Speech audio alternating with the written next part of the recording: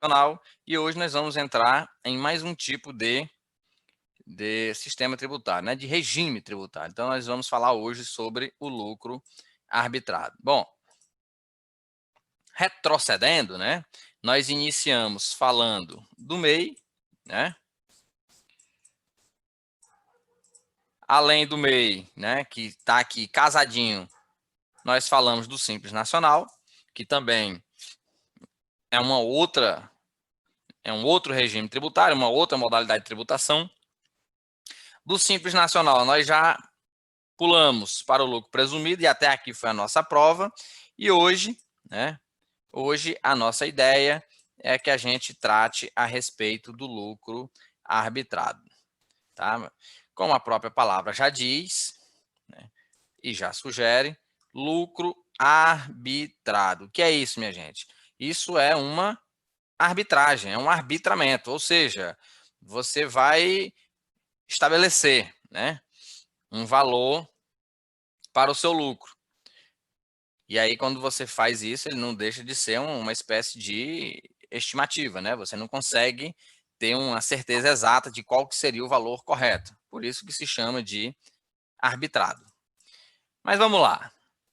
Primeiro, cabe aqui a gente dizer que ele é uma forma, né, uma forma de apuração, tá? Que é aplicável pela autoridade tributária. Eita, professor, o que isso significa? É o fisco, pessoal, é a Receita Federal. Então, percebam que, se ele é aplicável pela autoridade tributária, na verdade, ele não é um regime optativo. Então, nós não podemos simplesmente do nada dizer, rapaz, esse ano eu vou querer trabalhar pelo lucro arbitrado. Não, você não vai poder trabalhar isso dessa forma. Por quê? Porque ele é aplicável pela autoridade tributária e somente quando o quê? Quando o contribuinte deixar de cumprir alguma obrigação acessória relativa a um dos outros regimes. Ou seja, na verdade, o lucro arbitrado, ele é uma penalidade. Perceba que a existência dele, né, está condicionada a alguma infração, alguma situação não legal. Então, logo, o lucro arbitrado, ele não pode ser escolhido, porque ele só vai ser utilizado quando você deixar de cumprir com alguma obrigação. E aí é que a gente pode dar um exemplo, quando o quê? Quando uma empresa que é optante do lucro real, ela deixar de escriturar o livro diário e efetuar os devidos ajustes e controles no LALU, que é o livro, né, de apuração do lucro real. O que acontece, pessoal? Isso aqui é previsto em lei, tá? Isso aqui é obrigatório. Então, perceba que no momento em que você deixou de realizar esses registros, tá? No livro diário, que toda empresa deve ter, tá? O LALU só quem é do lucro real. Mas perceba que a desorganização, ou seja, a falta, a ausência de manutenção em bons estados dos registros contábeis, ele já é passível de quê? De penalidade. Porque as empresas elas têm que guardar a documentação para poder comprovar as suas movimentações financeiras. Então, uma vez que elas descumprem esse dispositivo legal, você pode ser penalizado. E nessa penalização, a autoridade tributária, tá? Ela pode arbitrar o seu lucro. Por isso chama-se de lucro arbitrado. Por quê? Porque ela não confia nas suas informações. E por que ela não confia nas minhas informações? Ora. Se você não tem os documentos que comprovam a sua escrituração, você não tem como comprovar que aquilo que você disse é verdade. Como é que você vai dizer que a empresa teve um lucro de 100 mil se você não tem os documentos para comprovar isso? Entende? Então, percebam que a ausência da comprovação daquela situação, ela pode, né, acarretar numa penalidade. E aí a autoridade vai dizer, olha, você disse que o seu lucro foi de 100 mil reais e por causa disso você pagou aí 10 mil reais de imposto. Mas aí no momento da fiscalização, você não consegue comprovar que a empresa teve um lucro de somente 100 mil reais, né? Você não consegue apresentar ali as despesas, as notas fiscais das despesas, para comprovar que ela só teve 100 mil reais. Então, o que acontece? A autoridade tributária, ela vai desconsiderar aquelas suas despesas. Então, se você disse, vamos lá, você faturou 200 mil e você disse que lucrou 100 mil. Logo, você está dizendo que as suas despesas foi de 100 mil. Então, você tem que comprovar 100 mil em despesa. Se você não consegue comprovar 100 mil em despesa, o que a autoridade tributária pode fazer? Ela vai arbitrar, ela vai dizer que o seu lucro, na verdade, não foi apenas de 100 mil. Por quê? Porque tu não tem como comprovar que tu teve aquelas despesas. Então, se você não tem como comprovar, ele vai arbitrar. Então, na verdade, o seu lucro não foi só 100 mil. O seu lucro foi 150, o seu lucro foi X, entendeu? Então, o raciocínio é esse, de que a autoridade tributária, ela vai dizer, ela vai estimar, ela vai arbitrar quanto que seria o lucro real, tá? O lucro que a sua empresa deveria pagar o imposto. É claro que isso quer dizer que você vai ter que pagar mais imposto. No final das contas, é sempre uma pancadinha um pouquinho maior, tá? E aí, nesse sentido, né? Nós temos o quê? Situações, tá? Como você pode estar fazendo esse arbitramento. Então, primeira, quando a receita bruta, né, ela é conhecida, ocorreu qualquer uma das hipóteses previstas na legislação, o contribuinte poderá utilizar essa sistemática para recolher o imposto de renda e a contribuição social. Professor, o que foi que o senhor disse? Calma, segura. Aqui eu só estou lhe dizendo o quê? E a gente vai ver essa sistemática, né? Eu estou lhe dizendo que quando ocorrer alguma das hipóteses previstas em legislação, tem que ocorrer alguma das hipóteses. Por quê? Porque você não pode simplesmente escolher adotar o lucro arbitrado. Não pode, ele não é um regime optativo. Salvo quando acontece alguma das situações previstas. Então, aqui, ó, hipóteses de arbitramentos previstas na legislação. Só nesse momento, tá? Você vai conseguir calcular. E sabe, tu tá atrapalhando quem é aí, moço? Desliga esse microfone. Quer que eu desligue aqui de todo mundo? Espera aí. A gente resolve isso aqui agora. Desativar logo de todo mundo. Tá desativado. Todo mundo silenciado. Mas quem quiser ativar, pode ativar, pessoal. Tá disponível. Nesse sentido. Ou seja, perceba, então, que esse regime, ele não é uma opção do contribuinte, né, tributar. Ele é o quê? Ele é uma situação prevista. Então, assim, eu quero tributar esse ano pelo lucro arbitrado. Não, você não pode. Ele não é uma situação optativa. Ele existe, mas existe quando? Quando você incorrer nas hipóteses. Professor, e quais são essas hipóteses? Calma que a gente vai ver. Quais são os momentos em que você pode optar pelo lucro arbitrado, ok? Então, avançando nesse sentido, existem duas formas, tá, em que o lucro arbitrado pode ocorrer. Obviamente, você pode fazer, né, você, por livre e espontânea vontade, quando ocorre alguma das situações. Professor, você acabou de dizer que não pode a pessoa decidir. Calma, eu estou dizendo o quê? Você, com a empresa normal, funcionando tudo direitinho, você não pode escolher este regime. Entretanto, quando ocorrer alguma das situações... Que situação, professor? Eu não disse ainda, só vou dizer, calma. Mas quando ocorrer alguma das situações e você souber, né, a sua receita, você conseguir quantificar a sua receita, você pode fazer o cálculo do lucro arbitrado, tá, de forma optativa, né? Você mesmo. Então, você já vai lá, antes que a autoridade venha e lhe dê uma tamancada, você vai lá e já faz isso. E a outra situação é quando já vem a autoridade e lhe obriga a trabalhar nessa perspectiva. Então, primeiro, pela autoridade tributária, ou seja, essa daqui já é mesmo a pancada, né? A Receita Federal, ela vem, tá?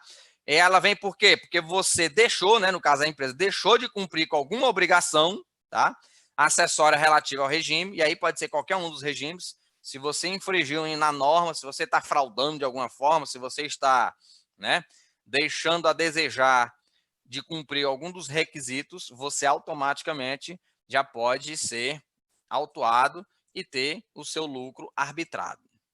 E isso acontece, pessoal, porque a Receita Federal deixa de acreditar na sua informação. Então, vejamos, exemplo, o Simples Nacional, você está lá na primeira faixa, né, lá tributando lá com 5%, 6%. E aí você declara dizendo, olha, o meu faturamento foi de 10 mil, então 5%, 6%, você vai pagar 500 contos, 600 contos de imposto. Mas aí a Receita chega e fala, meu amigo, cadê suas notas? E você, não, eu não tenho nota, não sei o quê, eu não emiti nota, e aqui, como é que você chegou nesse valor? Na sua máquina de cartão de crédito aqui está dizendo que você faturou foi 100 mil, não foi só 10 mil não. Como é que você só declarou 100? Ou, como é que você só declarou 10? Aí é nesse sentido, então ele vai lá e arbitra. Não, o seu lucro, né, o seu faturamento, ele não foi só 10 mil não, o seu faturamento foi de 50, foi de 100, e aí, obviamente, o teu imposto vai aumentar. Então, percebam que a Receita vem, né, dar essa tamancada só quando ela deixa de acreditar. Por quê? Porque você deixou de fazer algum requisito legal, alguma norma, tá? Necessária para aquela situação. E ainda, pelo próprio contribuinte, quando conhecida a sua receita bruta. Isso aqui é aquela situação em que o contribuinte ele vai calcular o lucro arbitrado. Professor, mas você disse que ele não pode escolher por conta própria. Não pode. Mas quando acontecer alguma das hipóteses, tá? Ou seja, alguma das situações previstas em lei, ele pode.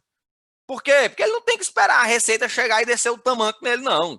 Se ele já sabe que cometeu, né? Já tem uma determinada situação das que a gente vai ver. E ele sabe qual é a receita, professor, por que ele tem que saber qual é a receita? Uai, todo e qualquer imposto ele é baseado na receita. Professor, o lucro real não é na receita, é no lucro real. Sim, mas para você chegar no lucro real, que nós ainda nem vimos, né? Mas para você chegar no lucro real, você precisa da receita, é o ponto de partida de qualquer empresa. O Simples Nacional é receita bruta, né? É receita pronta, ela inteira. O lucro presumido, a mesma coisa. E no lucro real, para você chegar, né, na apuração do lucro real, você passa pela receita. Não tem jeito. A receita é E o caminho. professor, Você só vai pagar imposto, né? Basicamente, se você tiver receita. Senão, você está tendo prejuízo nesse sentido. Mas é isso. Então, você tem as duas situações, ou pela própria Receita Federal, ou quando, né, você mesmo já faz essa sistemática.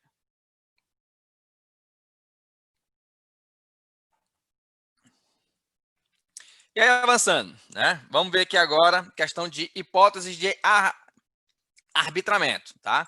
Ou seja, quando pode acontecer o lucro arbitrado. Então, o imposto de renda devido será exigido a cada trimestre, tá? Lembrando, trimestral. Ah, professor, mas o simples é mensal. Sim, mas o lucro presumido e agora no lucro arbitrado nós estamos vendo que é trimestral. E o lucro real? A gente não chegou lá ainda. A gente chegar lá, a gente vai ver. Então, o imposto de renda devido será exigido a cada trimestre, tá? No decorrer do ano calendário, com base nos critérios do lucro arbitrado quando? Aqui o que a gente ressalva é que é trimestral. Primeiro, o contribuinte obrigado à tributação com base no lucro real, não mantiver escrituração na forma das leis comerciais e fiscais, ou deixar de elaborar as demonstrações financeiras exigidas pela legislação fiscal. Pessoal, e aqui a gente chama atenção que este regime, né, o regime do lucro real, que a gente ainda vai ver na próxima aula, este regime, ele é o mais fiscalizado, tá? Ele é o que exige um maior rigor. Então, para isso aqui acontecer, é facinho, tá? Se você deixar a desejar em algum critério na elaboração do seu lucro real, você vai perceber, vai receber uma visita muito desagradável da Receita para arbitrar o seu lucro, né? Se você estiver deixando de elaborar as demonstrações conforme a legislação. Então, uma das hipóteses. Outra situação prevista é o quê? É a escrituração que estiver, né, obrigado o contribuinte revelar evidentes indícios de fraude ou contiver vícios, erros ou deficiências que a tornem imprestável. Professor, o que é imprestável? É inservível, minha gente, que não presta. Tá? Para o quê? Quando não puder, né, através das declarações, você não conseguiu o quê? Identificar a efetiva movimentação financeira, inclusive a bancária, ou determinar o lucro real. Então, percebam o quê? Percebam que quando você não consegue comprovar aquilo que está lá no seu balanço, na sua DRE, no seu livro diário, ele perde o efeito, ele perde a relevância, ele perde a fidedignidade, ele perde todo e qualquer, né, valor para efeitos de fisco, para efeitos de tomada de decisão e para quaisquer efeitos. Então, percebam que, à medida que a escrituração, se você fizer de qualquer jeito, se você fizer com documentos que não sejam documentos idôneos, né, você vai estar numa situação de arbitramento. Por isso que, no exemplo, a gente citou, olha só, você disse que teve isso de receita e aquilo assado de despesa. Cadê os comprovantes? Cadê as notas fiscais? Ah, não, tem um recibozinho aqui de bloco. Não, peraí, filho. Como assim recibozinho aqui de bloco? Isso aqui não serve, isso não tem validade fiscal. Você tem que ter a nota fiscal para você comprovar que aquela situação é verdadeira, né? Ou pelo menos um recibo de pagamento de autônomo ou um papel timbrado. Você tem que ter alguma coisa que represente, não é um pedaço do canto de um caderno anotado lá um valor e você diz, não, isso aqui foi o que eu gastei ali, que eu paguei para o cara. Não, isso não funciona assim. Muitas empresas fazem isso, mas é errado. Você tem que ter os documentos que comprovem a sua movimentação.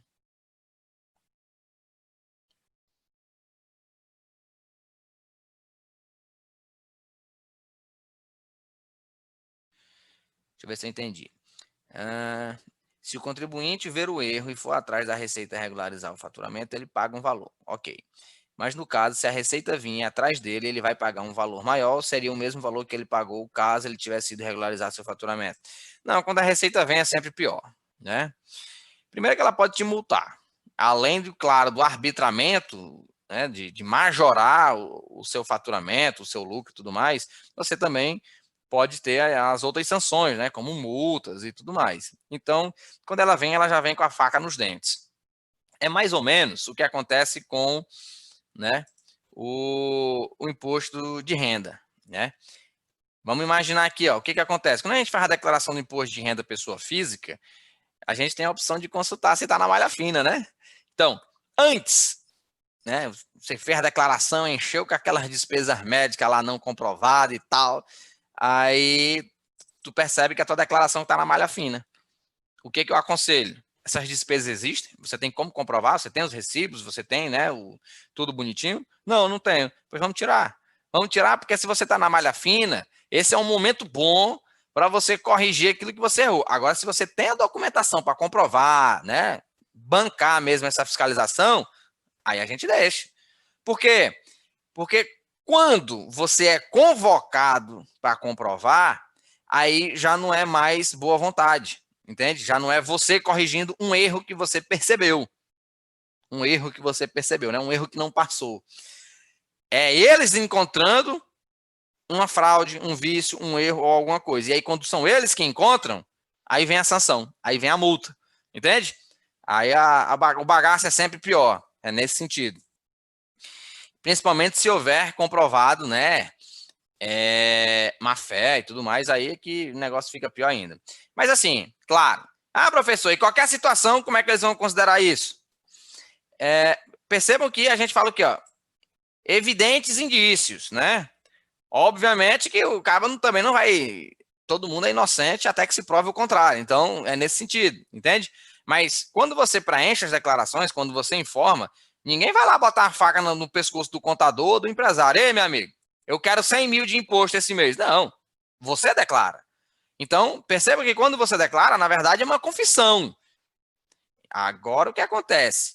Se for descoberto de que na sua confissão não foi verdadeira, aí ele vem, né, para lhe castigar. Então, além de lhe cobrar o que é devido, você vai ser autuado. Então, é nesse sentido, entende?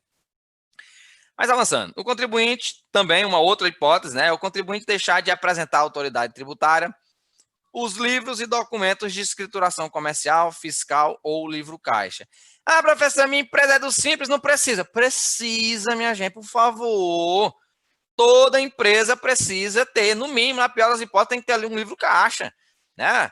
Profissional autônomo e tudo mais. Você tem que comprovar sua movimentação, pessoal. Eu recebi, né, uma consulta agora, esses dias, de uma cliente.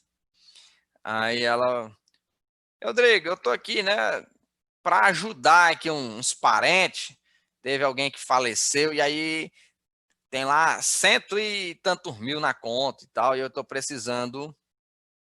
E o pessoal quer transferir para minha conta e aí depois eu distribuo entre os filhos para não ter que pagar imposto, né, de transmissão de causa-mortes, essas coisas, para não entrar no inventário de herança. E aí, eu vou pagar alguma coisa, rapaz, você tem que comprovar, né? Você não pode simplesmente transitar mais de 100 mil reais na sua conta sem comprovação. Vão vir correndo atrás de você. Hoje, todo início de ano, nós temos uma declaração aí do COAF que os contadores são obrigados a fazer, né? Que é justamente a declaração em que diz que você não participa, né? De movimentações financeiras e tal. Em resumo, é o órgão que vai ver questão de lavagem de dinheiro. Então, toda e qualquer movimentação hoje acima de 10 mil reais, o banco ele já pode entrar em contato com você e é uma comunicação enviada, digamos assim, né, por e-mail, né, por malote, já para o COAF, para a Receita. Agora, qualquer movimentação acima de 50 mil, pessoal, ela é automática. Você movimentou essa quantia, ela já Receita, o COAF, todo mundo já sabe de uma vez só. E aí, se você não menciona isso, né, vem cá, esse dinheiro veio de onde, foi para onde? Ah, mas eu só emprestei minha conta. Você vai ser chamada. Você vai ser chamada, você vai ter que dizer para onde foi esse dinheiro, como é que foi, tudo assim, assado. Por quê? Porque vão perceber que você está querendo fazer uma manobra para evitar pagar impostos, né? Não você, né? Mas os outros. Então, o que você pode fazer? Bom, você não tem empresa, você não faz, né? Presta serviço, emita nota, pague o imposto, desconte tudo bonitinho, né? Por quê? Porque exatamente. Porque você não pode simplesmente emprestar a conta para rodar essa quantidade de dinheiro. Então, assim, vê lá o que é que vai sair o mais em conta para eles. Pagar o imposto da tua empresa, né, referente àquele faturamento, ou pagar o imposto, né, de causa-mortes, né, de transferência e tudo mais. Mas tem que tomar cuidado, pessoal. Você tem que comprovar. Ah, mas e se a minha conta já tiver saído dinheiro? Ou seja, no final do ano, quando for pegar lá o saldo final da conta, estava zerado. Não, mas não funciona assim, não. Eles não vão olhar só o saldo final da sua conta. Eles vão olhar a sua movimentação. Eles vão saber que transitou lá e quer saber. Vem cá, esse dinheiro veio de onde? Veio por quê? Foi para onde? Foi por quê? Você tem que explicar. Então, uma quantia dessa entra na sua conta, você tem que ter alguma origem. Ou você vendeu alguma coisa, ou você recebeu uma herança, ou você pegou um empréstimo. Mas tem que surgir de algum lugar, ou você prestou algum serviço, você tem que justificar. Esse dinheiro veio de algum lugar. Então, é nesse sentido. Uma outra hipótese de arbitramento, pessoal. O contribuinte optar indevidamente pela tributação com base no lucro presumido. Como assim? Ele não pode, por exemplo, tributar porque o faturamento dele, né, superou os 78 milhões, ou a atividade dele é das financeiras, né, que quase todas são obrigadas ao lucro real, então nesse sentido. Então, estiver tributando por uma modalidade diferente da que ele possa. O representante da pessoa jurídica estrangeira que deixar de escriturar seus livros comerciais, de modo que demonstre, além dos próprios rendimentos, os lucros reais apurados nas operações de conta alheia em cada período. Ou seja, quem tiver representantes que seja do exterior, né, digamos assim, para ficar também sujeitos, desde que os livros, né, comerciais não demonstrem aquele que seja o seu propósito. Ainda, o contribuinte que não mantiver em boa ordem e segundo as normas contábeis recomendadas, livro razão, fichas e tal. Então, percebam o quê? Percebam que sempre, pessoal, a gente vai pontuando em cima de situações que você não cumpriu com a norma, tá? Você deixou de elaborar algum livro, de preencher algum livro, de declarar algo de alguma forma que né, a informação que era necessária, ou o contribuinte deixar de escriturar ou deixar de apresentar à autoridade tributária as informações e gerar o F-Conte, o contribuinte que não apresentar a escrituração contábil fiscal. Então, percebam que são sempre as declarações, que são sempre os livros contábeis, são sempre os documentos que vão justificar as informações que você prestou. Então, é nesse momento, pessoal, que a gente consegue perceber como é importante que a gente tenha uma guarda, né, um zelo. E aí a gente fala, mas a empresa não mandou nada para mim. Então, se a empresa não mandou nada para você, não invente. O cara não pode só dizer, não, a minha despesa esse mês, eu tive tanto, 10 mil com funcionário, 15 mil, né, com material de expediente, não sei o quê. Não, mande para mim os documentos. Você tem que olhar o documento, né, para ter a veracidade daquelas informações. Por quê? Porque você vai junto. Foi você que registrou. É o seu carimbo que está lá, é o seu CRC que está indo junto. Então, percebam que há algumas implicações nesse sentido, tá? E aí, a gente traz aqui, inclusive, uma reflexão, né? Que muitas questões que nós já tivemos, tanto no Simples Nacional como no lucro presumido, elas estão aqui, né, se solidificando nas hipóteses de arbitramento. Ou seja, toda vez que não for cumprida as normas que a gente já viu no lucro presumido, no Simples Nacional, e assim como as que a gente vai ver no lucro real, a autoridade, né, a autoridade tributária, ela tem a situação, né, de poder arbitrar o lucro. Por quê? Porque você não cumpriu com as exigências que aquele regime tributário prevê. Então, se você não está cumprindo com todas as normas que o Simples Nacional prevê, você acabou de dar a condição do fisco vir lhe autuar, vir e majorar o seu tributo. Por quê? Porque ele não está acreditando naquilo que você fornece, porque você não está, né, com os registros, com as documentações que comprove aquilo que você está informando. Então, é nesse sentido, tá? E aí aqui a gente tem, né, as duas situações para cálculo do arbitramento. O primeiro, o autoarbitramento. Quando o próprio empresário estiver, né, realizando o arbitramento. Primeiro, tem que ser conhecida a receita bruta. Ou seja, você tem que ser capaz de identificar quanto que foi a sua receita e que tenha ocorrido qualquer uma das hipóteses de arbitramento previstas na legislação fiscal. O contribuinte poderá efetuar ele mesmo o arbitramento do pagamento do imposto de renda com base nas regras. Então, percebam que você consegue mensurar a sua receita, né? Você consegue fazer, mas vamos supor aqui que você tenha perdido, né? Você não tem aqui os documentos de suas despesas, você não consegue ali mensurar, né, as suas notas fiscais, por exemplo, de compras, de despesas. Então, o que você vai fazer? Bom, já que eu não consigo apurar o meu lucro, que eu não tenho como comprovar tudo bonitinho, mas eu sei quanto foi que eu faturei, porque eu vendo tudo no cartão de crédito. Então, pega o extrato ali do cartão de crédito e, ó, minha receita bruta tá essa aqui. Eu não tenho como comprovar o restante, ou seja, você não tem os registros das demais situações. Então, é uma hipótese em que você mesmo pode ir lá e arbitrar. E aí, o que eu faço, professor? Como é que eu vou calcular? Como é que fica? A gente vai ver daqui a pouco. Primeiro estamos nas hipóteses de arbitramento, né? De como se arbitrar. Daqui a pouco a gente vê o cálculo, como é que se daria. E aí, nesse sentido, né?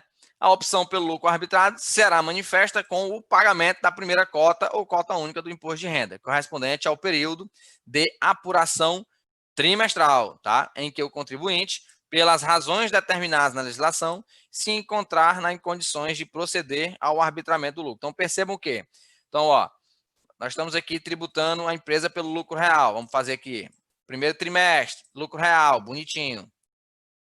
Tá? Aí aqui, segundo trimestre, lucro real, bonitinho. Quando chegou aqui no terceiro trimestre, você aconteceu algumas situações, sei lá, deu um incêndio, você perdeu tudo quanto foi registro, e aí a única coisa que você consegue recuperar é a sua receita. Então, você sabe quanto que foi a sua receita, mas você não consegue calcular o seu lucro real, porque você não tem as suas despesas, os seus custos, não tem mais nada, perdeu tudo. Então, o que você faz? Nesse terceiro trimestre, você vai conseguir o quê? Você vai conseguir arbitrar o seu lucro. Por quê? Porque você está em uma das hipóteses, na hipótese em que você não consegue, né, mensurar qual seria o seu lucro real. Então, nesse sentido, você vai ter que arbitrar. E aí você continua, né, a situação. Ah, professor, mas se você conseguir, né, a partir do próximo, você conseguir retomar, né, conseguir refazer suas coisas, você retoma o seu lucro real. Senão, você fica no lucro arbitrado por enquanto permanecer essa situação incorrida em lei. Lembre-se que tem que ser em alguma das hipóteses daquelas que a gente já verificou. Então, percebam que ele pôde optar porque ele estava amparado pela lei, né, em uma situação prevista na lei. Ok? Bom, agora, né, é o arbitramento sobre a receita conhecida. A apuração do lucro arbitrado, quando for conhecida a receita bruta, será um montante determinado pela soma das seguintes parcelas. Ou seja, o valor resultante da aplicação dos percentuais sobre a receita bruta, definida pelo artigo. Então, nós estamos falando de uma tabela, tá? Nós temos percentuais que iremos aplicar em cima daquela receita bruta. O professor só está falando de quê? Eu estou falando de quando você consegue mensurar a sua receita, ou seja, uma receita conhecida. A palavra está dizendo. O título aqui já diz. Você faz o autoarbitramento porque você conhece a receita. E aí, se você sabe qual é a receita, o que você vai fazer? Você vai jogar em cima do percentual da tabela, tá? Igual o lucro presumido. Ainda, os ganhos de capitais, demais receitas resultantes positivos decorrentes de receitas não conhecidas, auferidos no mesmo período. Os rendimentos e ganhos líquidos auferidos em aplicações financeiras, em renda fixa. Ou seja, você vai somar tudo isso, tá? Os juros sobre o capital próprio, os valores recuperados, em resumo, todos os tipos de receita, você vai ter que somar e jogar em cima, tá? Em cima da tabela que a gente vai apresentar para vocês agora em seguida.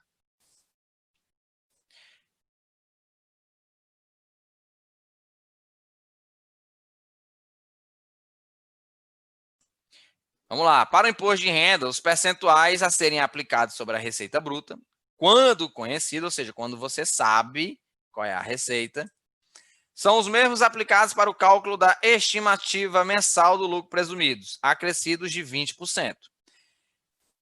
Ou seja, aquela mesma tabela que nós vimos lá de alíquotas, né, do imposto de renda no lucro presumido, ela vai ter uma aqui igualzinha. A diferença é que é o quê? É que daqueles percentuais lá do lucro presumido, essa daqui vai ter um acréscimo de 20%. É um arbitramento. Ou seja, você paga mais imposto. Óbvio, né? Por isso que não é bom ficar aqui, porque é uma sanção. Já para o cálculo da contribuição social, os percentuais aplicados serão os mesmos aplicados sobre a receita bruta, quando conhecida. São os mesmos aplicados para o cálculo da estimativa mensal e do lucro presumido. Então, percebam que na tabela que a gente vai observar aqui agora, logo em sequência, os percentuais do imposto de renda, ele é maior do que o do lucro presumido. Maior em quanto? Maior em 20%. Já aqui o da contribuição social, o percentual ele vai ser igual. Por quê? Porque não há uma majoração. Só há uma majoração dos percentuais em relação ao imposto de renda. Então, se você comparar a tabela dos percentuais de contribuição social no lucro arbitrado, ela vai ser igual à tabela de contribuição social do lucro presumido.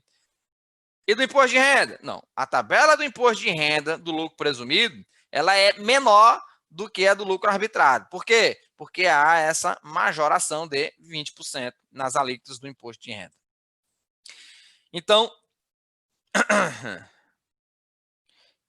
caso a empresa exerça atividade diversificada, será aplicado o percentual correspondente a cada atividade. O mesmo raciocínio que dos demais. Ou seja, se ele tiver atividade do comércio, lembra lá, atividade do comércio lá, nós tínhamos lá a presunção do lucro de 8%. Prestação de serviço, 32%. Então, percebam que as receitas elas são separadas na hora de apurar. Aqui continua o mesmo raciocínio, tá? Então,